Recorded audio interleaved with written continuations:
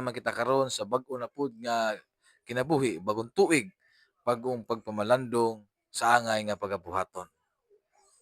Og hinaot nga ang tanan natong mga kaigsunan, mga Katoliko o mga Kristiyanos, kaya ang nagsuolog nini maigsoon ang mga Kristiyanos. Og sakit lang nato nga pamalandungon nga sa Pasko, daghan kayong mga anti-Catholic nga tuligsa gabay sa Pasko. Apan sa bagong tuig, nagsaulog sila.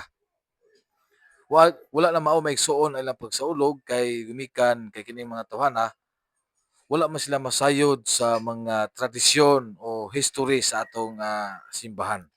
Unay maigsuon nga ato lang po silang sabton kay wa man sila masayod kay mga anti-Catholic man sila.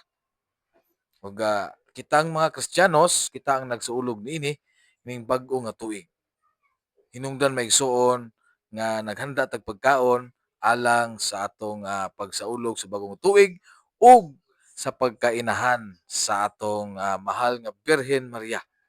Kay inahan man siya sa atong manunubos nga si Hesukristo. Mahinungdan maigsuon nga gisaulog sa simbahan ang bag-ong tuig tungod og alang kang Mama Mary sa iyang pagkainahan sa atong Ginoong Hesukristo.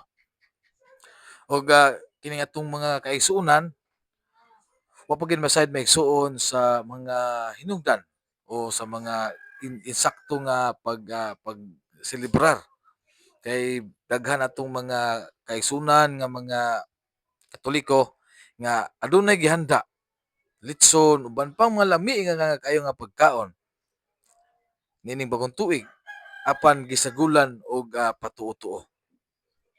Bugas nga naiyahong napunog bugas din daghan kay sinsilyo din gipang lukot-lukotan pa gyud og kwarta ug gibutangan pag itlog din sa tuwa-tunga gibutangan og apple ug uban pang mga klase nga patutuo nga gibutang.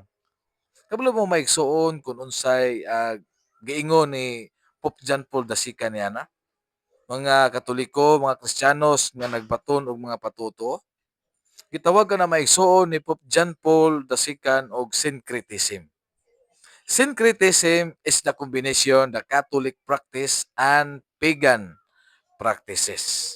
Muna hinungdan maigsuon nga daghan natong nagtawag sa Ginoo apan dili makasulod sa gingharian sa langit.